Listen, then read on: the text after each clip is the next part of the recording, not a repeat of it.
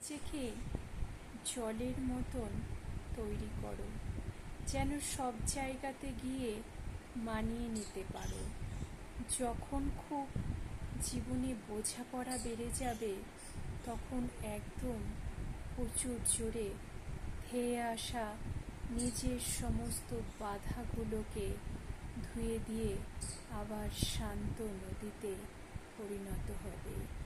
আবার যেখানে তোমার মূল্য থাকবে না, সেখান থেকে কষ্ট হলেও বেরিয়ে যেতে হবে।